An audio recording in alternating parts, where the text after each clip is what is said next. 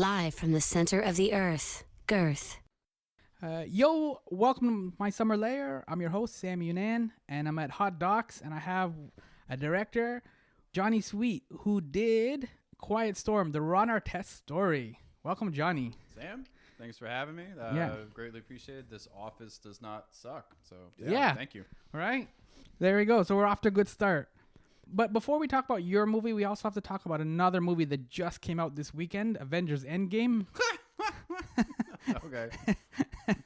I thought I would get we'll get to your thing in a second. Yeah, no problem. But no, Avengers... I can talk about Endgame all day. So that's what I figured. So were you happy with it? Were you, was there any characters? I don't know, we don't want to have to get into spoilers, but overall, were you satisfied? I thought the Russo brothers wrapped up the whole, 11, 12 years now of the films. I thought they wrapped everything up perfectly with, on a bow. Mm-hmm.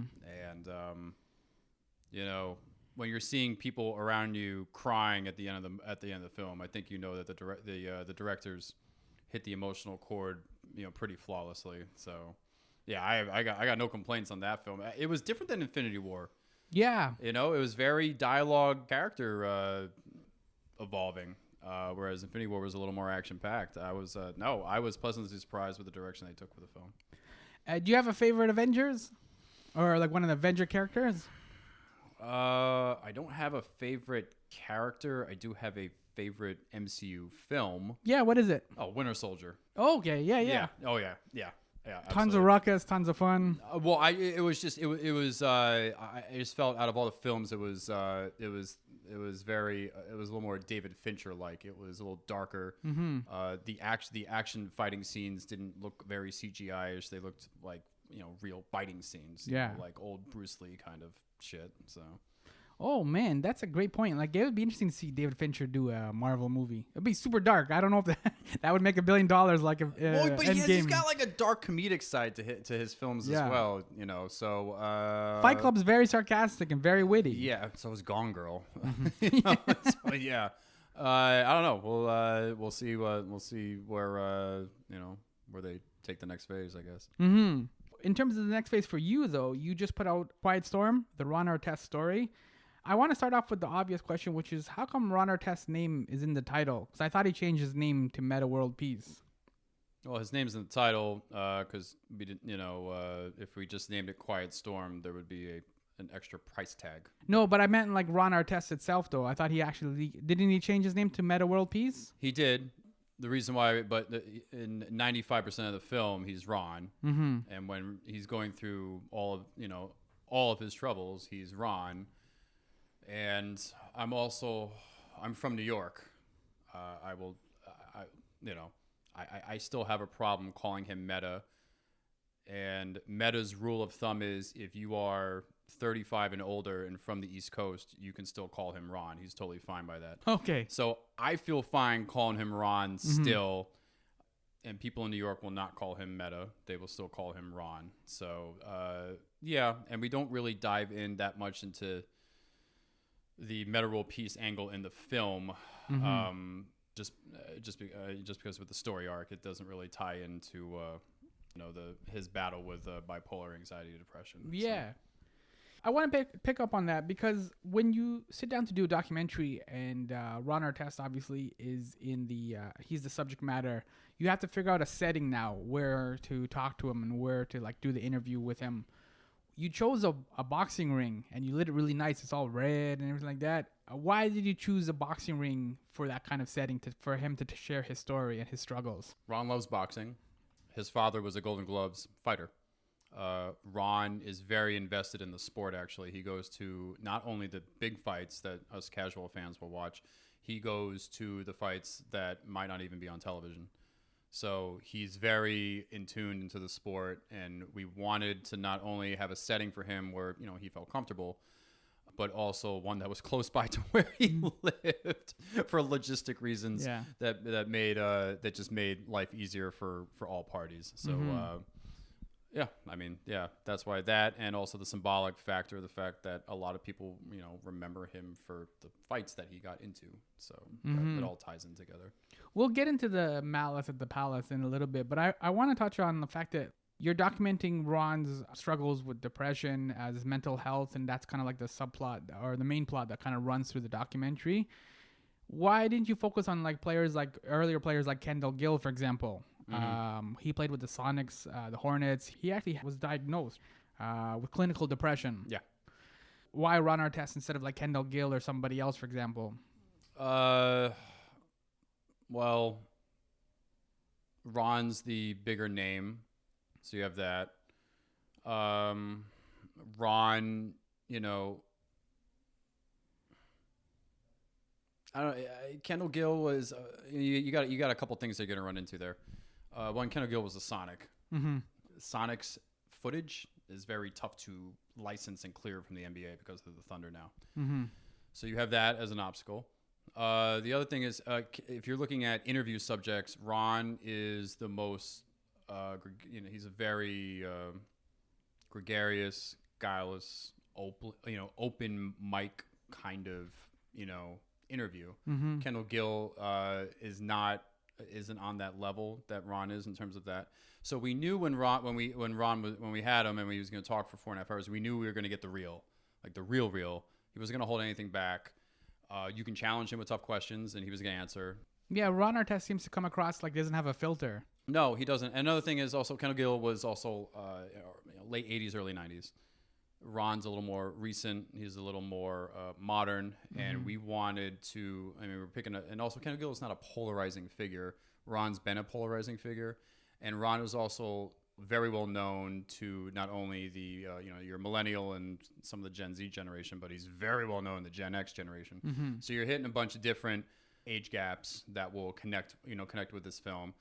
And also Ron grew up in a very creative environment, even though it was violent and even though it was a situation that would almost any person would probably be diagnosed with PTSD after coming out of Queensbridge in the 80s, or Queens in general in the 80s for that matter. Which is basically a project housing in New York City. Yeah. But at the same time, that these terrible environments also bred some of the best lyricists in the history of the hip hop genre. And Ron grew up with these guys before they were famous. He grew up with them, watching them working on their craft. You have Havoc from Mobb Deep. You have Capone and Noriega, although Noriega's from Left Rat, Queens, but he came down to Queensbridge a lot because he was with Capone when they were working together. And Capone is actually Ron's cousin. So now obviously you have Nas, yeah, and you have Roxanne Shante before that, and you got all these guys. You basically have like the Nashville to country music of hip hop, right in this, in the biggest housing projects in the United States. And Ron grew up in the middle of this hyper creative lyrical era. So Kendall Gill doesn't have that. Yeah. No, that's fair. And that's Kendall Gill obviously was one of I might have been actually the first, as far as I know. To my recollection, he's the first that actually came out, and he was vilified. Yeah, right. Like, and he didn't. And I know, like, he doesn't have the same arc, but it's just interesting. With that, and also Ron was a better player. Yeah. So that also jumps. Ron was an MVP candidate one year. Mm-hmm. Kendall Gill, not so much. Yeah. But look, he was a good player. Mm-hmm. But he wasn't the two-way player that Ron was. Yeah. Guys didn't model their game after Kendall Gill. There's guys in the league now who modeled their style after Ron. So that's nice. That's a cool legacy. So you mentioned a couple of things, and I want to address them. You mentioned that Ron is polarizing, but this is the second polarizing athlete you've covered. You did a documentary on Michael Vick. Yeah. I think he's the Atlanta Falcons quarterback. Yeah. So are you drawn to these polarizing athletes because of the narratives, or do you feel that the narratives that they have that are associated with them are just kind of incomplete, or they should be relooked at? I don't think it needs to be. I don't think they're incomplete. Mike's story was different from Ron's. Mike's story was the sense, I made the film because I wanted to ask the question, is it time to forgive? And guess what? You know what the answer to that question is? Yes. No, both answers are right. Yes, or you can answer yes or no, and you're right on both on both accounts. I think what wasn't with Vic's story, what wasn't analyzed with his story was the cultural environment that he grew up with, down in the Virginia Beach area, Newport News, that, dogfighting was very commonplace. Just like, rooster fighting in the Dominican Republic, it's commonplace. It's considered, just their natural culture. And There's certain parts of the South, like Mississippi and stuff, where people just kind of have generations going Ku Klux Klan, right? although dog fighting crosses, but here's the thing about with dog fighting that I learned was that it crossed all poor demographics in the South. It didn't matter, what your background was, white, black, whatever. And Mike grew up in that. Does that excuse what he did? No. But he also has spent the last 13, 14 years every single time basically not only saying that admitting what he did was wrong, but also he's invested his time in the judicial system, both federal and local, trying to get laws, and he doesn't publicize it. He spends his own money. He's not paid to do this. So when is there a time to say, all right, someone has served their debt to society, and not only that, they are going above and beyond what is being asked of them to serve this debt. Should that person be forgiven for what they were involved with? So and again, however you feel, that answer is correct, but it should still be asked and debated. Just for educational purposes, I felt. And you touched upon Ron Artest's upbringing, which is there's a lot of hip hop connected in that neighborhood, and the Michael Vick story as well. The documentary also had a lot of hip hop connected to it. Yeah, because hip hop is the opposite almost of sports, where it's like if you can't ball, then you can rap, but it's still got the alpha male kind of mentality, where like I'll murder MCs and things like that. Is that also kind of like part of the connection there between like Ron Artest trying to ball his way out of Queensbridge, but at the same time as like hip hop is like very like alpha male, very strong? I think their two stories are totally isolated when it comes to. I don't have to have this kind of music and background for stories. With Ron's case is obvious. It's it's Queensbridge. It's you can call it the Mecca or the Medina in certain cases for rap music. But Mike grew up in the Virginia Beach area, which, if you really break down the math, the Virginia Beach area is the cause of pop music changing over the last 20 years because of Pharrell and Timbaland.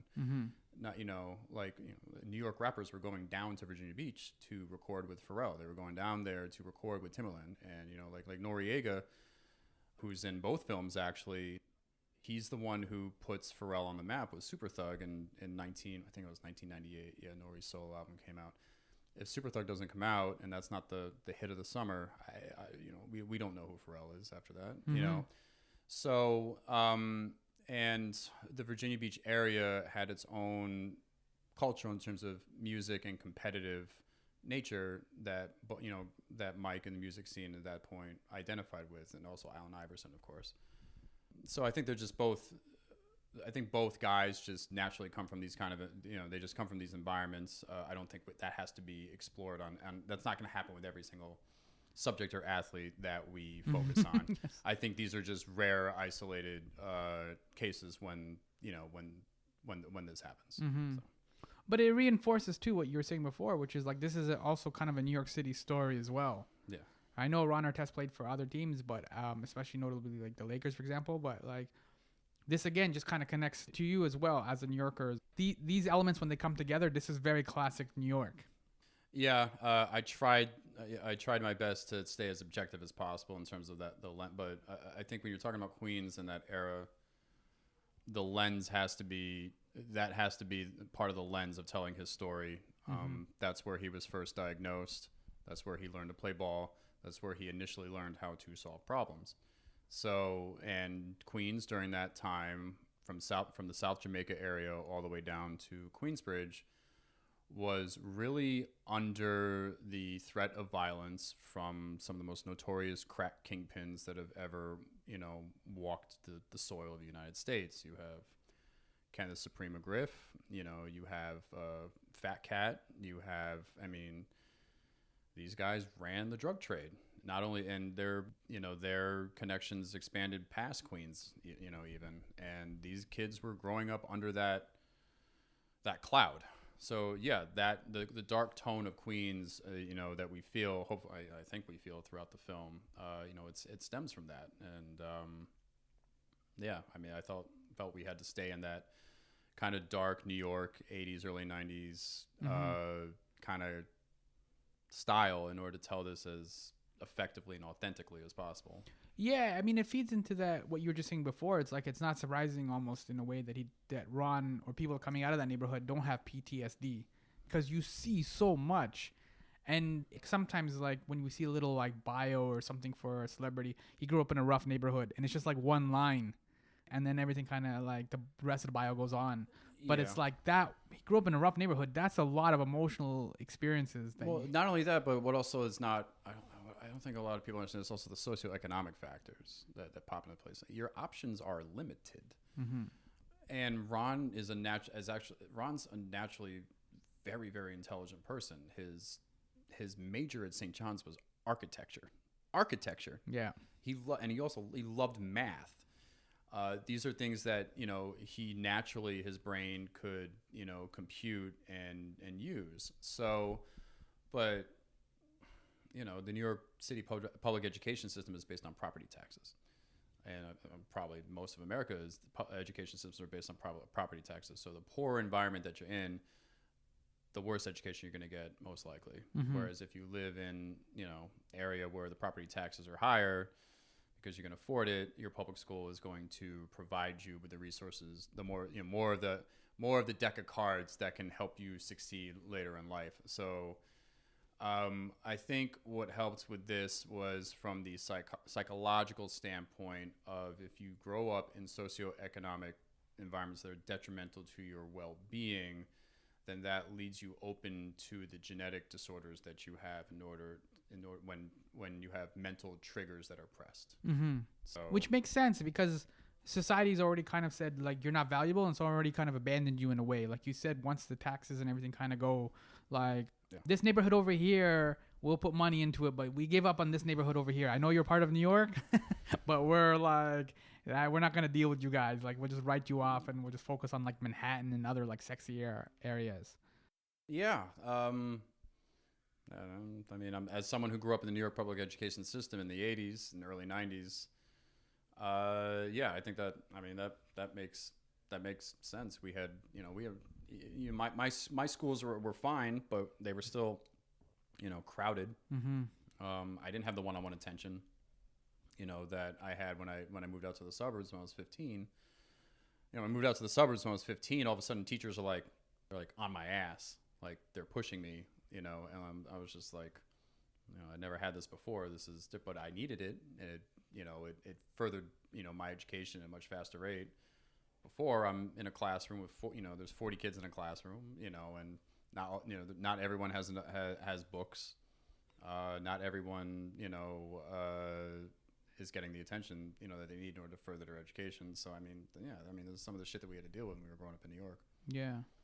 So Ron gets out, goes to St. John's, he gets into the NBA, and unfortunately, everything kind of comes to a head with the malice at the palace. Yeah. Which was crazy. Like, I remember that, like, because I didn't watch that game at the time. I know it was on TV or whatever, but when you start to see the highlights of it, you're like, what? Like, as an NBA fan, there's no way to wrap your head around it. We had never seen anything like that before. Well, you've seen it in hockey, though. Hockey, yeah, but I don't follow hockey, though. I don't follow hockey either. So, I just find it interesting that when it happened in hockey, I forget what the NHL game was, was it the Bruins where they went into the stands and some guy was beating some guy with his skate. Soccer's had its hooligans and its rough people too. There's been some fights and things like that. Yeah. My knowledge of soccer sucks, and my fiance, that's why I just did a generalization. Yeah, my fiance just kills me on my soccer knowledge at times, and I'm trying to get better. I think Mbappe is the greatest player I've ever seen live, so I guess I'm improving there. I hope. There you go. Yeah. I don't. With the NBA, it was different because it crossed demographic barriers. Mm-hmm. And it happened in Middle America, and Detroit's technically still Middle America. Well, especially the suburbs of Detroit. Especially, I've been to the Palace at Auburn Hills. Like, It's not like I know sometimes people when they think of like Detroit, they think of like 8 Mile or Eminem or Jack White or some of the more shadier areas. But this was actually a little bit more of a like you got to go deeper into Detroit to get to the Palace at Auburn Hills. No, Auburn Hills is the nice houses are out there. Yeah. You know, it wasn't in the inner city. Yeah, no, you weren't hearing "Lose Yourself" in the background this time. So. The Malice at the Palace. Did you find that as you got to that part in the documentary, do you find that your narrative changed for it and how you viewed that incident, especially as you kind of talked to Ron and you saw some of the remorse that he had, because he kind of expressed that as well in the documentary? I don't think he showed that much remorse for the Well, brawl. he kind of reached out to the fan. He doesn't have any remorse for the incident itself. All right, that's a better way to put it. Yeah. Yeah, he doesn't. I had my views on the brawl beforehand, but I'm trying to be. I have to be an objective journalist as I'm doing this. I'm not trying to sway one thing or another. That's why there's opinions on both sides there. You know, like Jermaine O'Neal saying that he would do it again, and these are the reasons why he would go through that. You know, he would make the same decisions again. And then you also have Bill Walton, who was a broadcaster that night. You know, basically giving the other perspective of why these players needed to be vilified. You know, and heavily criticized for what happened. So he's in the doc as well. Yeah. So we wanted to show both sides we tried our best to show both sides of how that incident was viewed in real time when it was happening with people who were there. So, do you think Ron's participation in your documentary and kind of talking about it will ever open up a 30 for 30 for that? Like just on that incident itself? I wouldn't know. I don't work for. I know it's a different company. I don't. I have no idea. I can definitely tell you there are countless directors and other places that would love a film only on the brawl. I have no idea in terms of where that's at or what the stages are with that. I'm sure there's been. Come on. I'm sure there's discussions out there somewhere, somehow, with these guys on how to make all that. I think it should be made. I hope someone does make it, and I hope it's done well, and I hope it's analyzed from every angle as possible, because I think it's an important part of not just what happened in NBA history, but in terms of American sports cultural history. So I hope it gets made. I don't want to make it. I'm good. Yeah. I'm done. I won't. I had to go into it because it's Ron's story, part of Ron's story. But I don't think if it gets made, cool, great. No, that's fair. And do you think had that brawl not happened and the suspension not happened, do you think then the Pacers would have won or would have come close to winning that year? Yeah, their team was deep. They just acquired Steven Jackson when he was in his prime. He was coming off winning a title with the Spurs. He fit very well with because he was Al Harrington. I'm sorry if you listen to this at all. Steven Jackson was an upgrade over Al Harrington, and they almost won the title the year before with Al Harrington in that position. So you upgraded Steven Jackson. They had a very deep bench. Rick Carlisle is one of the best coaches in the last 20 years of the league. Detroit won the year before, right? Yes. Yeah. Yeah. So, yeah, they, Ron was at the height of his, Ron was top 5 in scoring when he was suspended. And, he was at the height of his basketball progression at that point. And they were all healthy. Reggie Miller, of course. Although Reggie Miller had his thumb was broken during the night of the brawl, but he was still there. But Reggie was sacrificing his game to be the perfect role player for that team. That was his last year, I think, right? Did he retire? I don't know if that was his last year or was the year after. I don't know. Okay, let's go with one of those two. Yeah, I'm sure. Internet. I'm sure we can Google it on Basketball Reference and. So yeah, but was Ron open to talking about that as well? Because Ron was open to talking about anything. Yeah, because we touched upon the fact that he has no filter. So you were okay. He was okay in terms of like bringing that up and then like talking about it and putting. Yeah. Yeah. I don't want to give it too much away for people who haven't seen it yet. Yeah. He doesn't hold it. He's not holding anything back in this. Because we touched upon a couple of those things, the hip hop in New York City. We talked about the Detroit Brawl. Is this limited to NBA fans, or do you feel that other people would like, if people are interested in mental health, for example, or if people are interested in any of these kind of like stories? No, the most throughout the festival run that we've had, the best responses we have gotten are from people who honestly don't give a shit about sports. And it's the analyzation of Ron's mental illness that has I feel has opened some eyes, but also has made others who are living a little more in the dark with not only if they have issues themselves, but if they have friends or family members that are dealing with similar types of diagnoses.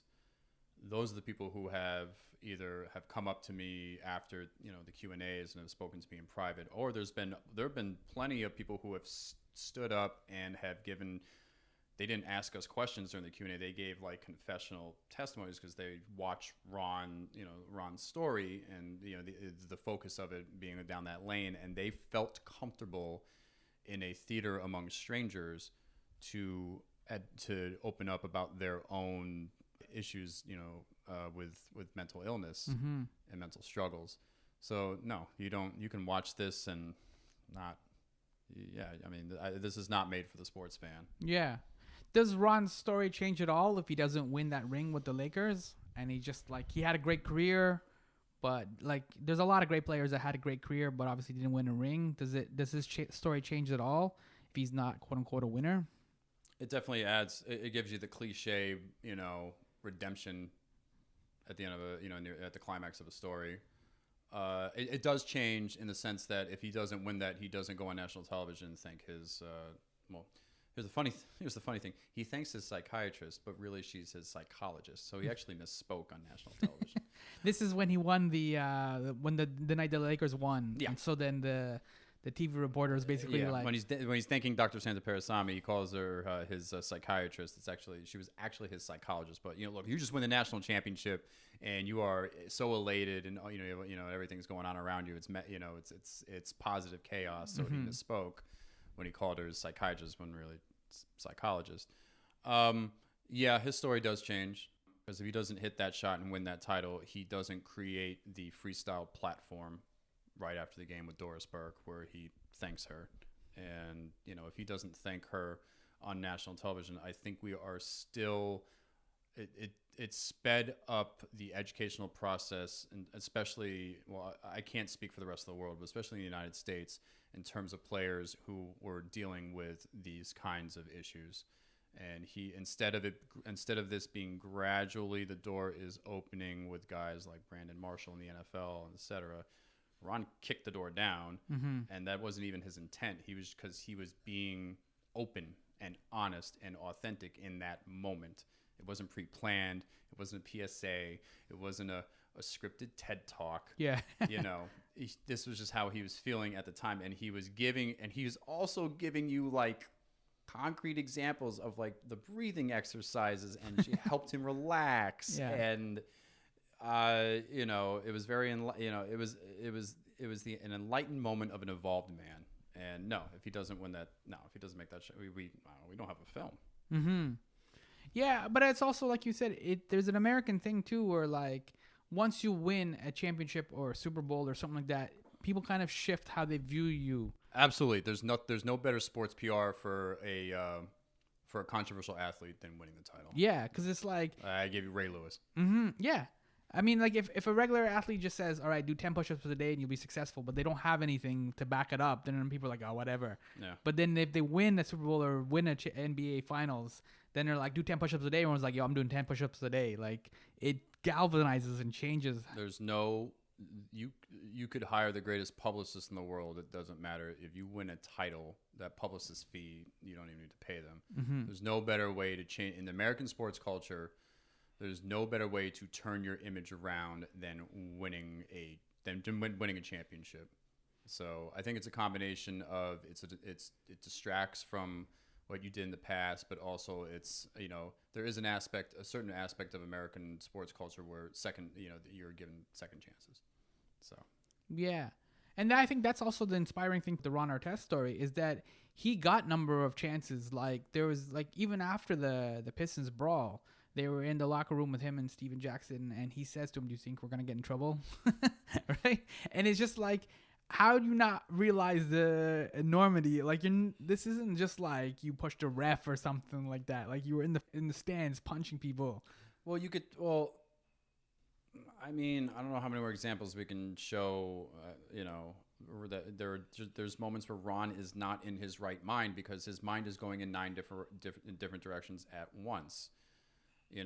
So what's interesting about that night is the incident began because Ron actually did what his team psychologist / psychiatrist on the Pacers told him to do. If you feel extra agitation, which is what happened when Ben Wallace shoved him in the face after Ben Wallace overreacted to a foul. I'm sorry, that's just my personal opinion. I don't know if that really matters.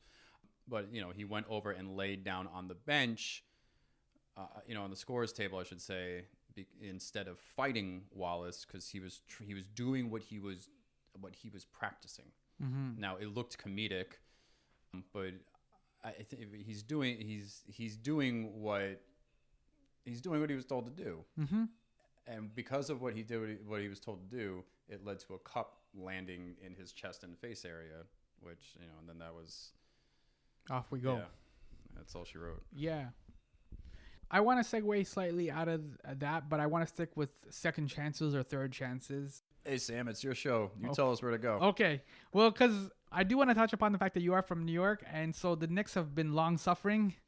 Oh, man. To put it mildly. I should take that back. Yeah. I know you don't want to go down this road.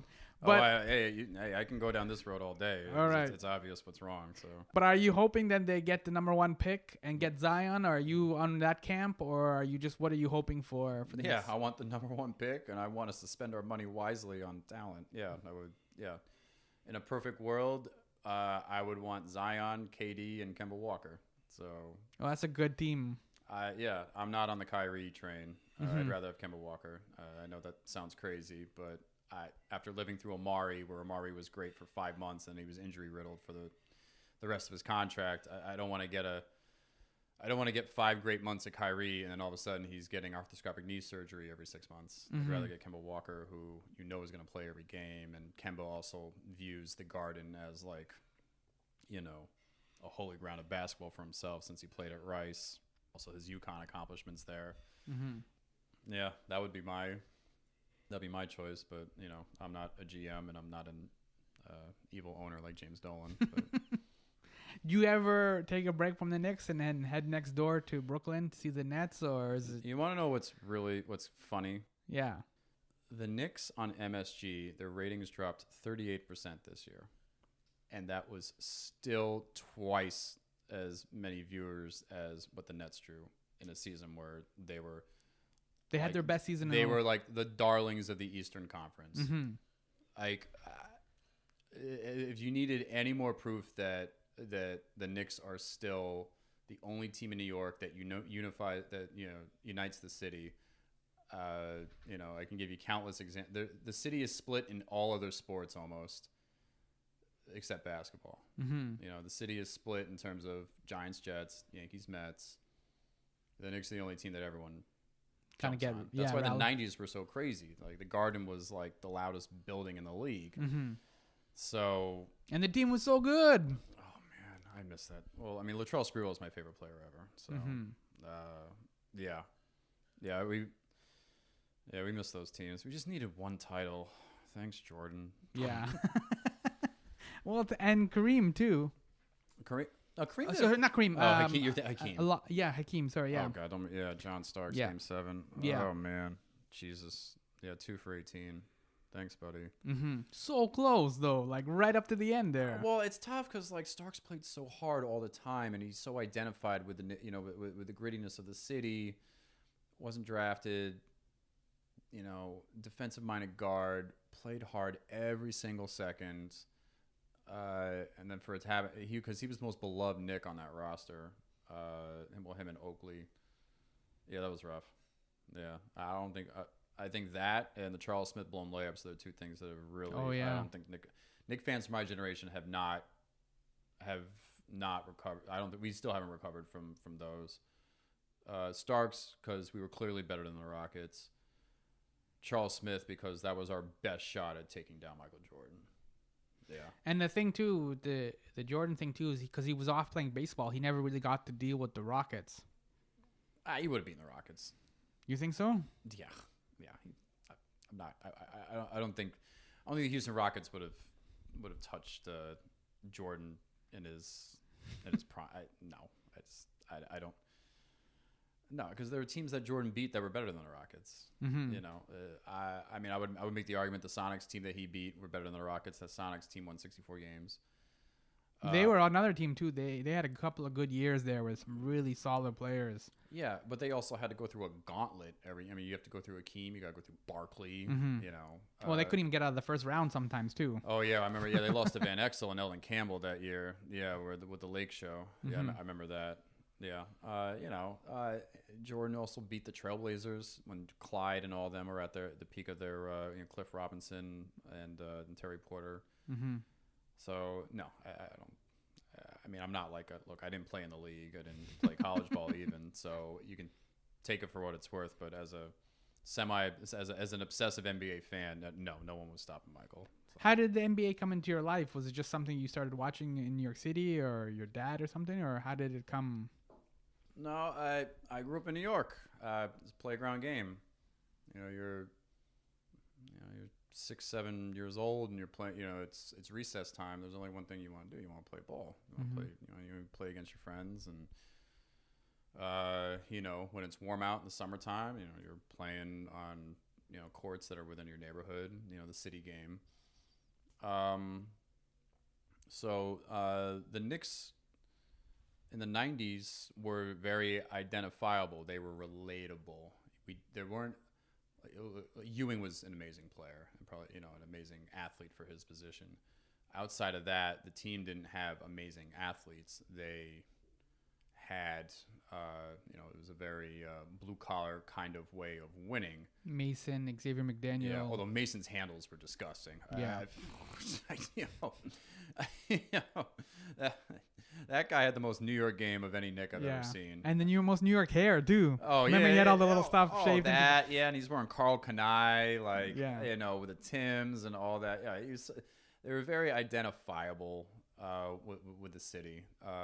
So that's how. That's why the Knicks became my first love. Because before the Knicks, my first love was actually the Mets. But because Dykstra was my favorite player. Mm-hmm. But yeah, so. Yeah, that's my connection with the Knicks. So how did then you end up at Bleacher Report then? It was just that, like, as you got older, then you wanted to stick with sports and kind of get into sports journalism, or what was the kind of impetus? Well, I knew I was not going to be playing college ball, let alone professional ball. You have to believe before you can achieve. Yeah, exactly. But, you watch a ton of games. You watch a ton of pregame, postgame, halftime shows. You watch a ton of sports programming growing up. I knew I wanted to, you're reading magazines and all that. So you're inundating yourself with so much sports, with the sports media at the time. I wanted to be paid to watch and cover sports. I wanted a hobby. So... I wanted to be paid for my hobby, I should say. I knew I had to get into a solid journalism program in order to get myself a shot. So I wanted to, I want to thank my mom for staying on my ass, and I was able to get into the Newhouse Journalism School at Syracuse, which is one of the most prestigious journalism programs in the country, and they're 25% of their alumni went on to go work at ESPN. That's what happened to me. I went on to go and work at ESPN for nearly 10 years, and then I went out west to freelance after that, and then the call came from Turner and Bleacher Report. I missed covering the league, so I came back to New York, which made my mom happy, and that's how I wound up there. So I want to tie this back into your documentary about Ron Artest, and like when you're at ESPN, for example, how much of the narrative is being driven by the players' behavior on the court, by their comments, those kind of things? How much of it is being like media people or just journalists kind of just coming up with things or just kind of framing the incidents or whatever it is like that? How much of the narrative is being driven by the player? How much of it is driven by the media? I mean, I would I would rather the voices that of the people who were involved in all these anecdotes tell it. Mm-hmm. I think that's the most authentic way to go about it. That's why there's no narrative tracks in my films. So I think that's how you drive. That's the most authentic form of trying to tell a truthful storyline. Sports is hard too because it just happens in the moment. Like Jordan will do something or the Knicks will like lose against the Rockets in that moment, and then it's like there's always that question too, like who are the free agents like at the end of this year, and those kind of like what are the next steps that you know what I mean. So it's sometimes hard to classify exactly what is happening in that exact moment too. But in terms of how of the storytelling, like the storytelling vehicle that was created for are you asking about how that was kind of done, or? Well, no, I'm saying for like in terms of regular sports journalism, day by day, it's happening in the moment. I gotcha. But you're doing a documentary, so you're doing it several years. Like the Palace brawl, for example, was like 2004. Yeah. So you're talking to like Ron Artest in like what is it, 2016, 2017? When I was ESPN, I primarily covered the league, the NBA. That was my, I was a feature producer, and the two sports that I, did my features on were the NBA and the NFL. And the NBA is a long season. The NBA is like a pregnancy; it's 9 months long. Mm-hmm. If you count training camp all the way to the NBA finals. So you cover the league that long, and I had Ron's career. Well, I had Ron's career memorized from when I was 16 years old. I remember watching him play at LaSalle. I watched him play at St. John's. I was a St. John's fan before I went off to Syracuse. So I had his career from both an audio and a visual standpoint totally memorized in my brain. And then you combine the fact that the ESPN features production department is like the best training in the world for documentary style sports storytelling. I had amazing teachers and mentors there, like Martin Kopastashie and Tom McCollum. So, and Chris Bloxham, who also works at TNT now. I was able to, they kicked my ass. They, in a good way. It was very, the constructive criticism that's there is honest, times aggressive, but hey, you found out what works, what doesn't work, and how to improve. And if I don't go through that, if I don't get the dogmatic principles there, I can't make this film. No, not at all. So yeah. And so, what are you hoping to do after this? Now you've done Michael Vick, you've done Ron Artest. Is there anybody or any subject that you're looking to tackle next, or? We don't know yet. We're still filtering through who the next possible subjects might be. There's choices that I have that I would like to do. But I don't. We'll see what the we'll see what the collective thinks of some of these the choices that we want to go down. Can we expect more documentaries in general too from the Bleacher Report and kind of Turner family? I don't know. I have no idea. I mean, look, there were 2 years that separated Vic's story from Ron's. So. I think we choose on a per case basis. It's not like 30 for 30 where it's like you want to get, they have like they put out like 6 to 10 a year. We're not. Yeah, we don't have that kind of media strategic thought process. It's a case by case basis. And Mike's story we felt was important to tell, so we told it. And then Ron's obviously we felt was very important to tell, and we were lucky to get a fantastic partner in that with Showtime. So I hope hopefully this that bridge keeps being built. That'll be great. All right, cool. Thank you so much for taking that. We covered a lot. Yeah. Geez, how long was I here? I talked too much. My apologies. 35 minutes. It's not. I talked too much. But we covered the 90s Knicks. We covered the Malice at the Palace. We covered Ron's mental health struggles growing up in Queensbridge, New York City. Yeah. Your journey as well, a little bit of it. My journey's whatever. I know, but people need a little bit of background or whatever. Like, who was that masked man? He just came in and dropped the documentary and then left town. I had no mask, and I had the same hoodie on that I had when I did the Q&A. Yeah. I'll probably have the same hoodie on tomorrow. So. All right. Well, that was my last question then. So now, yeah. No, all good. Yeah, I got the hoodie question. We got the hoodie question out of the way. Oh, So it's a New York thing. Yeah. So thank you, Johnny. Thanks for the documentary. It's really solid. Like, because it's one of, like you said, like Ron Artest, like, is one of those polarizing figures, but it's like everybody has an opinion on him. He's like Kanye West or something like that. Like, you can't just casually drop his name into a conversation. Hey, if you got an opinion on him, May 31st, Showtime. Okay. You can watch it then. It'll come out. It'll come out then. So everyone can enjoy it during the Memorial Day weekend. Perfect. Thank you, Johnny. Thank you. Yo, that was fresh. My name is Sammy Younan. This has been My Summer Lair. You can follow me on all the social medias. I am on Facebook and I am on Twitter and I am on Instagram. They're all at My Pal Sammy. I've made your life simple. You don't need to wear pants for any of them. Just come on, hang out, make some jokes. It's sarcasm. It's fun. Thank you.